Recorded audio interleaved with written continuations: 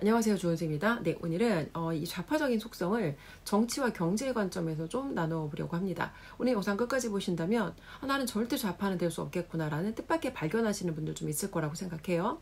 저는 만 10년 동안 영어 학원을 운영했던 전직 학원장이고요. 대학에서 겸임교수로 강의를 하기도 했습니다. 또 내 아이 부자로 키우는 엄마의 경제의 수업이라는 책을 쓴 작가이기도 한데요. 저는 얼마 전 민주당 권리당원 광화문 집회 나가는 충격적인 이유라는 주제의 영상으로 굉장히 많은 분들의 공감대를 형성하며 특히 전 민주당 권리당원분들의 굉장히 많은 공감대를 형성하고 있습니다. 해당 영상은 현재 85만 가까운 조회수를 기록하고 있는데요. 많은 사람들이 민주당을 탈당하는 이유 무엇일까요? 바로 민주당의 말과 행동이 다른 이 말과 행동의 불일치, 그들의 모순, 그리고 그들의 내로남불에 실망하고 배신감을 느꼈기 때문이라고 생각을 합니다. 이제 자유민주주의와 공산주의, 사회주의, 가장 큰 차이점은 국가의 개입의 정도일 텐데요. 자, 여러분 얼핏 들으면요. 사회주의가 굉장히 아름답게 들려요. 모두가 함께 더불어 잘 사는 세상. 굉장히 아름답지 않나요? 하지만 현실을 좀 보자는 거죠. 사람마다 욕구의 정도가 달라요. 그리고 노력하고 싶은 정도가 다른데 결과에 대해서 기계적으로 우리가 균등하게 평등을 맞출 수 있겠냐는 거죠. 이 좌파와 우파의 속성을 설명한 좀 재밌는 표현들이 있어서 제가 가져왔는데요.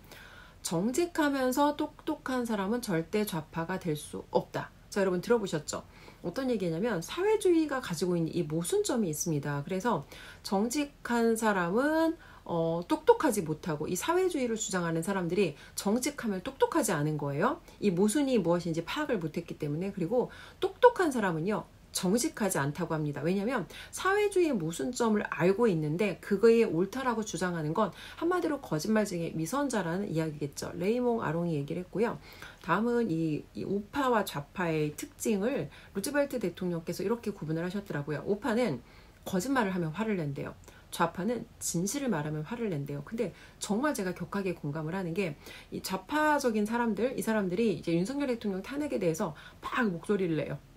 본인은 실컷 떠들어 놓고 우리가 뭔가 그들에 대해서 질문을 하려고 하면 논점을 흐린다거나 아니면 가까운 사람끼리는 정시 얘기하는 거 아니다. 아니면 경우에 따라서는 화를 내면서 정말 대화를 마무리하는 그런 사람들도 있습니다.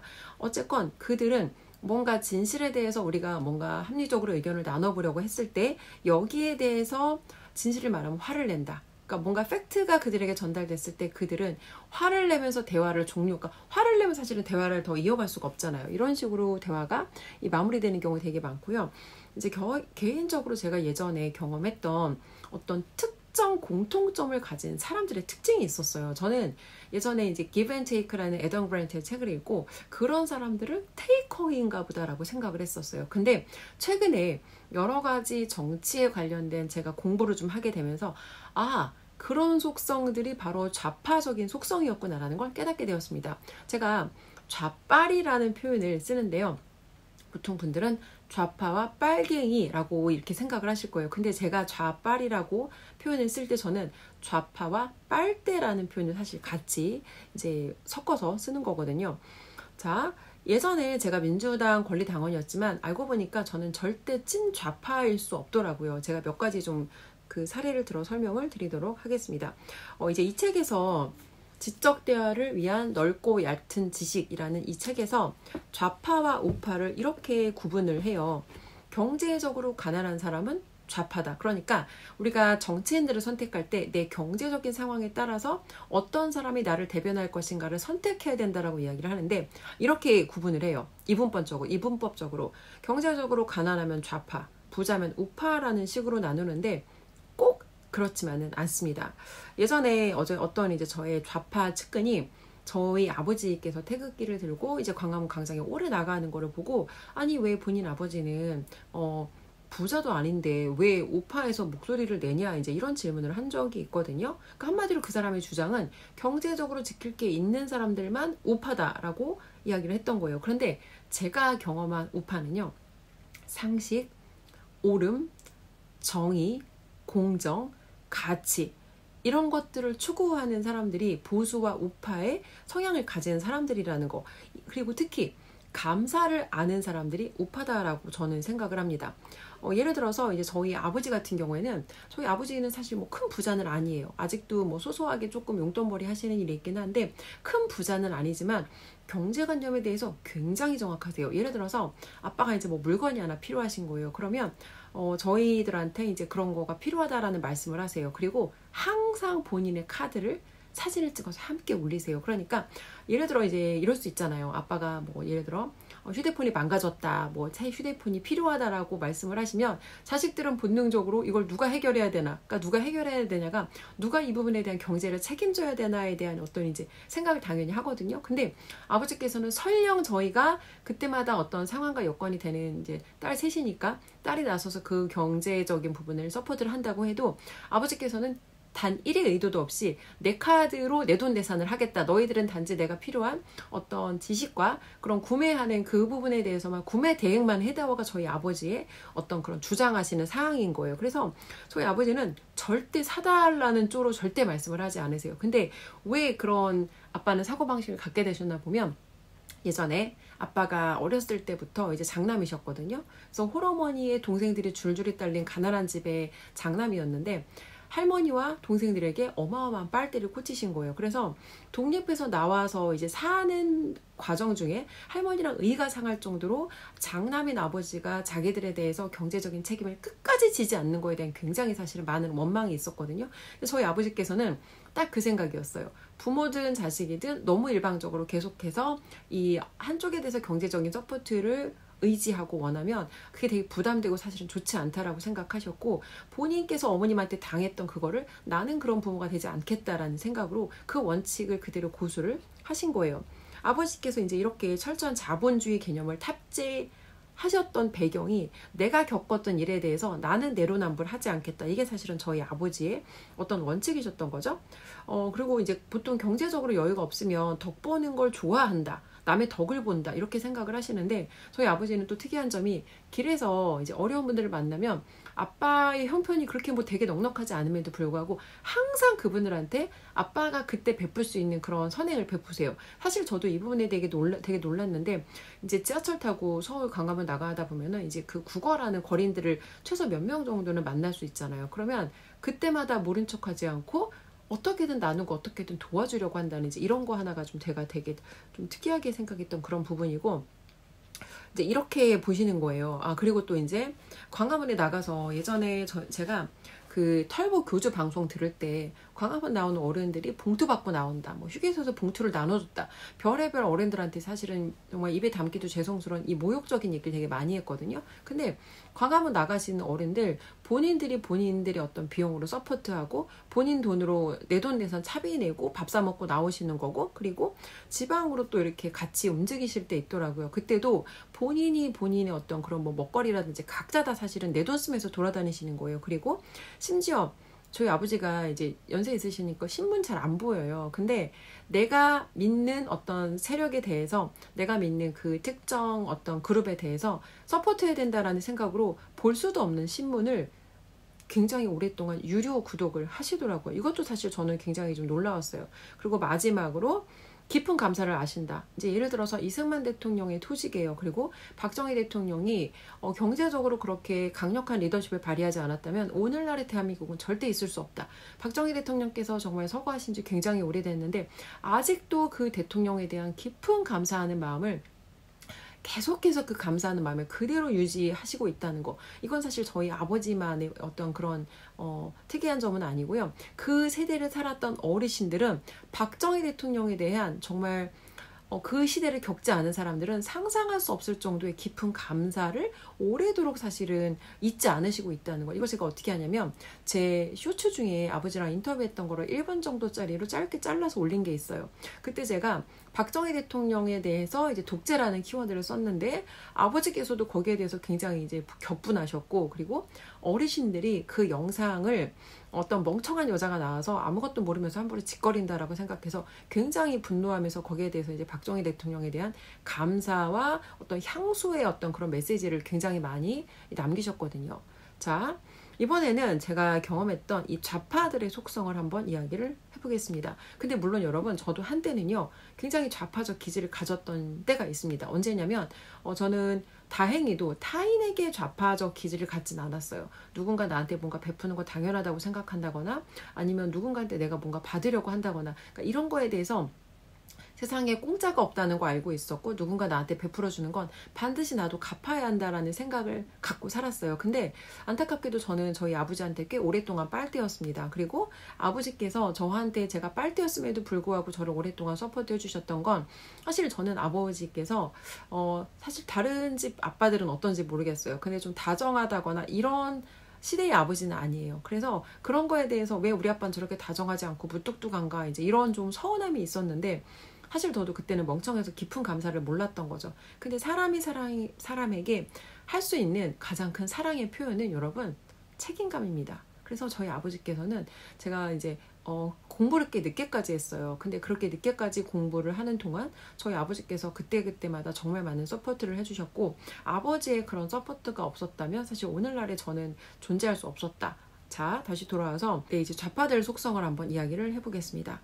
첫 번째는 이 모순에 대한 건데요. 제가 얼마 전에 공수처 앞에서 한 젊은 남성분하고 이제 대화를 좀 나눈 적이 있어요. 그러면서 이제 그분께서 전 민주당 권리당원이었고, 본인께서 이제 전라도 출신이고, 자기도 굉장히 이제 극좌편에 있던 분인데, 최근에 이 민주당의 내로남불을 깨달으면서 이제 이쪽 편에 와서 윤석열 대통령 탄핵에 반대하면서 목소리를 내고 있다. 그래서 저희가 대화를 나눴는데, 이분께서도 자영업을 하셨다고 하더라고요. 제가 그래서 코로나 시기에 저도 자영업을 했고 학원을 이전해서 굉장히 많이 어려웠다라는 말씀을 드렸더니, 그분께서 선생님은 민주당 권리당원이었을지 모르겠지만 절대 좌파일 수 없다는 거예요. 제가 왜 그러냐고 여쭤봤더니 그 시기에 자영업자들 중에서 법과 원칙을 지키고 돈을 벌 수 있는 방법이 없었다는 거예요. 그러면서 그분께서는 본인도 그때 자영업을 했는데, 그때 당시에 자영업을 해서 이제 돈을 벌었던 그 주요한 이유 중에 하나가 우회하는 방법을 썼다, 이런 말씀을 해주셨거든요. 한마디로 그때 특히 내가 문재인 지지자라 할지라도 그때 정부에서 했던 그런 어떤 법과 원칙에 대한 메시지를 지키지 않고 오해하는 방법을 쓴 사람만 생존했거나 돈을 벌었고, 나머지 자영업자들은 굉장히 타격을 받거나 아니면 심지어 망했다, 이런 이야기를 하셨어요. 그래서 원칙을 지키는 사람, 이 모순이 없는 사람은 좌파일 수 없다, 이런 말씀을 해주셔서 굉장히 사실 저는 좀 충격을 받았거든요. 왜냐면 그때 당시에 그런 거를 지키지 않고 할 수 있다라는 생각을 저는 한 번도 해본 적이 없는 거예요. 이제 이런 법과 원칙을 지키고, 아니면 내가 모순이 없으면 좌파일 수 없다. 심지어 내가 문재인을 지지하지만 내가 먼저 살아야 되니까 법과 원칙을 지키는 게 먼저가 아니라 나의 생존이 먼저다. 그래서 이제 지지하지만 행동은 일치하지 않는 행동을 한다는 거. 그리고 이런 경우가 있습니다, 여러분. 그러니까 말에 대해서는 되게 말이 그럴듯해요. 이런 문제가 있습니다, 이렇게 해야 됩니다, 구호는 외치는데, 본인이 문제를 발견했으면 본인이 그 문제를 책임지고 수습하고 해결해야 되잖아요. 근데 구호만 외쳐놓고요, 문제 해결을 안 해요. 그럼 문제 해결은 어떤 사람이에요? 본인은 아니고 나 말고 다른 누군가, 나 말고 다른 누군가가 하겠지. 근데 이런 거예요. 자기는 굉장히 빛나는 일만 하려는 이 기회주의자들, 그리고 뭔가 문제를 수면 위로 드러내놓고 그 문제를 해결하는 자리에서 빠져나가요. 그리고 이렇게 얘기합니다. 나는 원래 이런 일 안 한다고, 나는 원래 이런 거 안 좋아한다고. 여러분, 그럼 날 때부터 구진이라고, 날 때부터 똥물에 손 담그고 싶은 사람은 타고나나요? 근데 이런 식으로 뭔가 문제를 수면에 드러내놓고 본인은 해결하지 않고 빠져나가는 이제 이런 경우 굉장히 많고요. 또 이제 아까 모순 얘기에 대해서, 민주당에서 사실은 사회와 정의, 사회 정의와 도덕과 뭐 윤리와 공정과 이런 거 되게 많이 외치잖아요. 근데 그 조국의 사태에도 그렇고, 그리고 민주당에서 유난히 미투 사건도 많았습니다. 그래서 내로남불, 우리가 할 때는 그만한 사정이 있고 다른 사람들이 하는 건 저거는 범죄고, 그러니까 이런 사고방식이 그들의 사고방식이라는 거. 그리고 제가 좌빨이라고 부르는데요. 제가 좌빨이라고 부르는 건 좌파와 빨갱이가 아니라 좌파와 빨대를 함께 이렇게 부르는 거예요. 왜냐면 이 좌파적인 성향 가진 사람들 중에서 나는 덕볼 생각 없어, 나는 누구 덕볼 생각 없어, 그러니까 말로 그럴듯하게 외쳐요. 근데 중요한 건 말이 아니라 그 사람 행동을 봐야 되잖아요. 특히 이제 가족 간에도 이런 경우 있거든요. 가족 중에 한 사람이 굉장히 고소득자예요. 그럼 돈이라는 건 원래 높은 데서 낮은 데로 흐를 수밖에 없거든요. 그러면 이 사람의 경제적인 부분에서 기능이 뛰어나. 그럼 그 부분에 대해서 인정하고 칭찬하고 감사하고 이 사람과 가족이니까 함께 누리면 되잖아요. 근데 이 사람의 어떤 그런 기능에 대해서 인정하지 않아요. 감사하지 않아요. 그리고 덧볼 생각 없다고 그래요. 그래서 현실은 어떤가 보면은 실제로는 그걸 같이 누리고 살고 있어요. 굉장히 모순된 거죠. 이 모순된 거 플러스 감사할 줄 모르는 게 사실은 함께 연결된 건데 이제 이런 경우가 있고요. 또 이런 경우 있습니다. 혜택은 누리면서 거기에 대해서 내가 이 사람이 이런 부분에 대해서 어떤 큰 가치를 제공했으면 이 사람이 이 가치를 제공하다가 이제 그 과정 중에 일어난 어떤 작은 것에 대해서는 우리가 그것도 함께 이 사람의 가치 안에 넣어서 판단을 해야 되잖아요. 근데 인간이 10이면 10 다 완벽할 수 없거든요. 근데 박정희 대통령의 이제 장기 집권 기간에 대해서 예를 드는 거예요. 경제적인 그때 혜택이 있었어. 대한민국이 엄청나게 성장했어. 근데 박정희 대통령의 경제적인 성장에 대해서 현재 대한민국이 우리가 지금 누리고 사는 것에 크게 기여했다는 것을 인정하지 않는 거예요. 독재는 나빠. 그러면 이 박정희 대통령이 그때 당시에 그렇게 고속도로 깔고 기반을 다지지 않았으면 다른 그때 후보자들이 주장하는 것처럼 농업국가니까 우리가 이제 뭐 논이나 밭만 계속해서 유지했다면 현재 같은 이런 눈부신 대한민국의 발전과 성장은 우리가 생각이나 할 수 있겠냐는 거죠. 근데 지금 혜택은 누리면서 그 사람의 공에 대해서 인정하지 않는 거, 이것도 사실은 그들이 가지고 있는 그런 이제 공통적인 좀 특징이라 할 수 있고요. 이제 또 그거 있습니다. 혜택은 싹 다 빨아먹으면서 상대를 인정하지 않는 이 태도 중에 하나가 이런 거예요.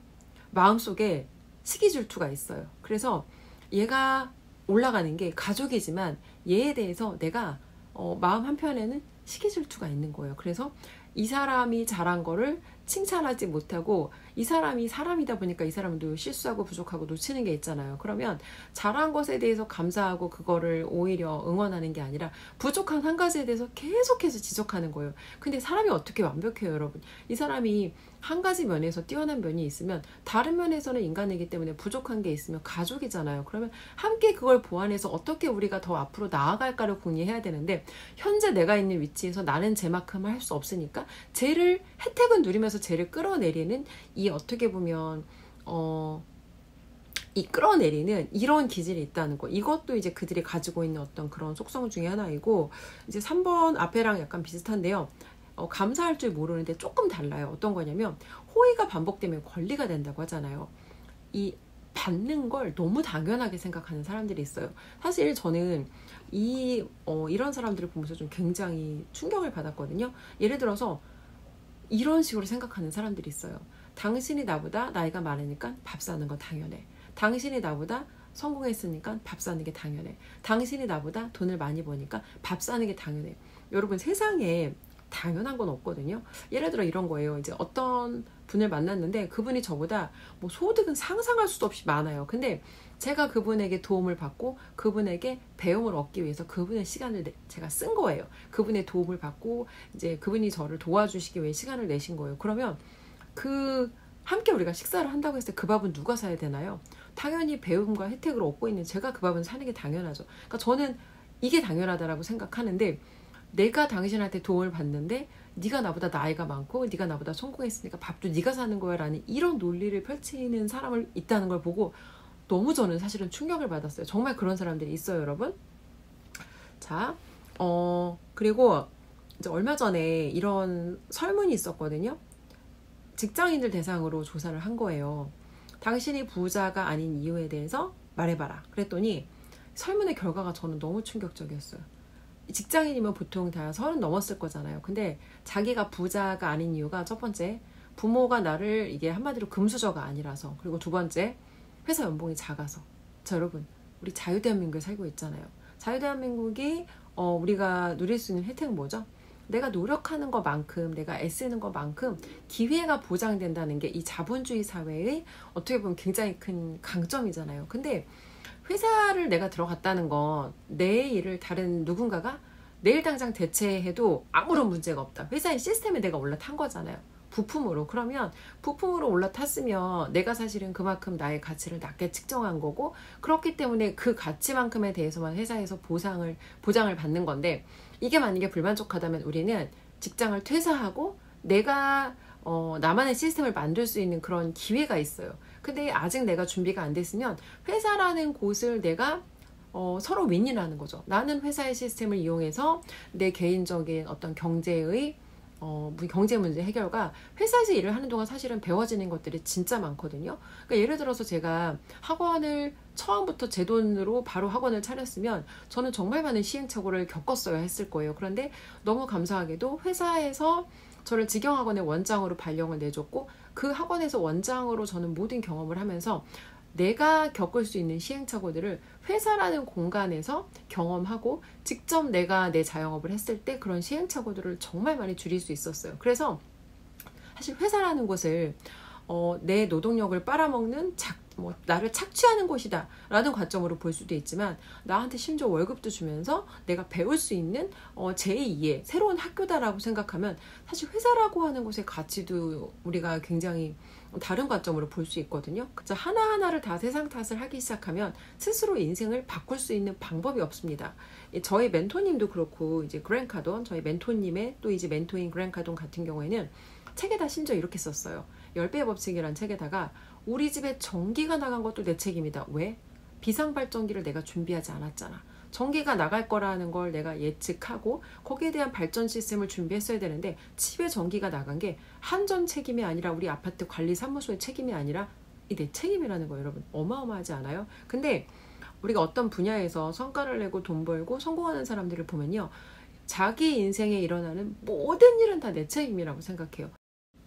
여러분, 원래 인생은 공평하지 않습니다. 어떤 얘기냐면, 우리가 태어나면서부터 내가 선택할 수 없는 것들이 있어요. 우리가 태어난 국가, 우리 부모님, 그리고 뭐 나의 키라든지 나의 외모라든지 나의 성격이라든지 어느 정도 우리가 살아가는데, 되게 중요한 것들은 사실은 기본적으로 우리가 갖고 태어나요. 그러면 이미 내가 갖고 태어난 거는 사실 어쩔 수 없는 거잖아요. 그리고 똑같은 대한민국의 어떤 국민으로 우리가 살아가는데, 우리는 사실 대한민국 국민으로서 이 가치가 그렇게 큰가? 잘 느끼지 못하고 살아요. 근데 다른 나라에서 우리나라를 바라본 어떤 분께서는 대한민국 국민으로서 너희가 만약에 그 어떤 자격을 거래를 한다면 1밀리언 정도는 줘야 나는 살 수 있는 그런 자격이라고 생각해. 그러니까 한마디로 대한민국 국민으로 누리고 사는 혜택이 10억 정도 이상의 가치는 있다라고 보는 거예요. 그리고 우리는 되게 당연하게 누리고 사는 이 대한민국 국민으로서의 권리가 누군가는 목숨을 걸고 이 나라에 와야지만 얻을 수 있다는 거예요.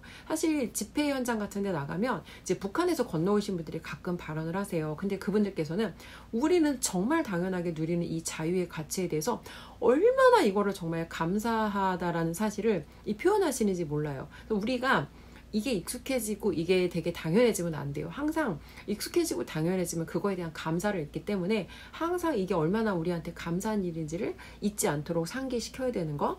그래서 내 인생에 대해서 다른 사람의 탓을 하기 시작하면 우리가 사실 인생을 바꿀 수 있는 방법이 없습니다. 근데 만약에 내가 지금 인생이 잘 안 풀려, 내가 지금 인생이 되게 답답해, 그런 경우라면 내가 놓치고 있는 건 무엇인지, 내가 바꿔볼 수 있는 건 무엇인지, 그 문제에 대한 답을 내 안에서 찾는 게 훨씬 더 빠르고 효과적이고 성공할 수 있는 가능성이 사실은 높은 방법이라는 거예요. 만약에 여러분들께서, 그리고 제가 나한테 아무 투자도 하지 않으면서 세상이 나를 알아주지 않아, 세상이 너무 불공평해라고 원망만 한다면 아무것도 달라지지 않는다는 거예요. 그리고 우리는 지금 사실 나이가 다 30이 넘은 어른이잖아요.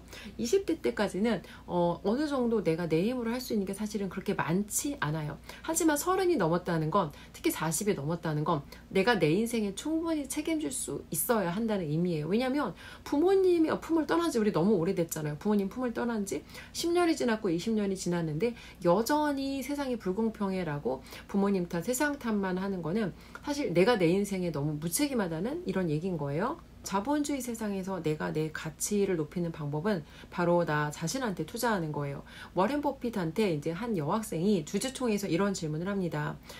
주식 하나만 찍어주세요. 그랬더니 워런 버핏이 깔깔 웃으면서 이렇게 얘기를 해요. 주식 하나를 찍어주는 것보다 더 좋은 답을 주겠다. 그러면서 나 자신에게 하는 투자는 심지어 그걸 내가 뭐 잃어버릴 염려도 없고, 그러니까 그 돈을 잃게 될 염려도 없고 여기에 대해서 세금도 낼 리스크가 없다. 그러면서 나 자신에게 하는 투자가 가장 가치 있는 투자다라는 답변을 하는데요. 워렌 버핏이 자신의 가치를 높이는 방법으로 추천하는 건 크게 세 가지인데요. 첫 번째 독서, 두 번째는 커뮤니케이션 스킬 향상, 그리고 인간관계 향상. 그러니까 결론적으로 말해서 우리가 자본주의 세상에서 돈을 벌기 위해서는 기본적으로 자본주의 세상이 어떻게 돌아가는지, 자본주의 세상에 대해서 알아야 되고, 또 우리가 돈과 사람에 대해서 알아야 돼요. 그리고 우리가 하는 비즈니스는 다 달라요. 예전에 제가 했던 학원어, 그리고 여러분들이 하고 있는 직장생활, 다른 일을 하는 것처럼 보이지만 결론적으로 우리는 다 사람 비즈니스를 한다는 거예요. 그래서 우리가 어떤 일을 하든지 그 일에서 성과를 내기 위해서는 사람에 대해서 알아야 되고, 의사소통할 수 있는 소통 능력이 있어야 되고, 이게 되게 사실은 중요하다는 거죠. 그리고 마지막으로 제가 한 가지 말씀을 드리고 싶은 건, 아직도 많은 사람들, 특히 아직도 많은 부모님들께서 학위로 우리가 더 많은 경제적 유익을 얻고 학위로 우리가 인생을 바꿀 수 있다라고 생각을 하시는데요. 사실 지금은 학위의 시대는 끝났습니다. 이게 무슨 얘기냐면, 한 몇 년 전에 메가스터디의 손주은 회장께서 이제 학위의 시대는 끝났다. 예전에는 고성장 시대의 시기에는요, 대학 학위를 가지고 좋은 직장에 들어가서 평생토록 일을 하던 그런 시대를 살던 때도 있었어요. 그런데 더 이상 우리가 그런 고성장 시대가 아니고 학위를 가진 사람들이 너무 많아요. 그래서 학위의 희소성이 떨어졌고 학위의 가치가 예전만큼 높지 않다는 거예요. 학위를 취득해서 그것이 경제적인 유익으로 연결되는 게 사실은 쉽지 않다는 거예요. 지금 이 시대는요, AI가 사실은 굉장히 많은 인간들의 직업을 대체하기 때문에 AI가 대신할 수 없는 어떤 그런 인간만이 할 수 있는 고유한 가치들을 개발하는 게 되게 중요하거든요. 그 고유한 가치 중에 하나가 저는 스스로 사고하는 힘, 그리고 말하기와 글쓰기 능력이라고 생각해요. 그리고 이 두 가지로 훈련하는데 정말 좋은 도구가 사실은 유튜브고요. 자, 여러분들께서 이 자본주의 세상에서 정말 돈을 벌고 싶다면, 남들과 다른 관점으로 볼 수 있어야 되거든요. 그리고 사람에 대해서 알아야 돼요. 돈과 사람에 대해서 알아야 되고, 또 소통하는 기술이 되게 중요해요. 그래서 결론적으로 이야기를 하면, 아까 제가 소개해드린 그런 좌파들의 속성은 결론적으로 문제에 대한 답을 이 내부에서 찾지 않고 계속해서 외부에서 찾아요. 다른 사람 탓을 한다거나, 다른 사람이 내 문제를 해결해 주겠지라고 한다거나. 여러분, 마지막으로 정리해서 말씀드리겠습니다. 지금 윤석열 대통령의 비상계엄으로 저는 대한민국이 깨어나서 한 단계 더 성숙한 국가로 성장하는 중이라고 생각합니다. 근데 국민들이 성숙되어야지만 사실은 국가가 성장할 수 있는 거거든요. 근데 국민들의 성숙을 막는 어떤 주요한 어떤 그런 모습 중에 하나가, 다른 사람의 탓을 한다거나, 아니면 다른 사람에게 내가 무언가 기대려고 한다거나, 아니면 받는 걸 당연하게 생각한다거나, 그러니까 이런 좌편향적인 사고와 행동을 하는 사람들, 그러니까 이런 속성들이 사실은 대한민국이 성숙한 국가로 성장하는데 방해가 되는, 저는 주요 원인이라고 생각을 하거든요. 그래서 내 인생의 모든 일어나는 일은 다 내 책임이다 라는 어떤 강한 책임감을 가지고 국민 한 사람 한 사람이 자기 자신을 성장시키는데 더 집중해서 대한민국이 제2의 건국이 되어야 된다 라는 말씀과 함께 오늘 영상 마치도록 하겠습니다.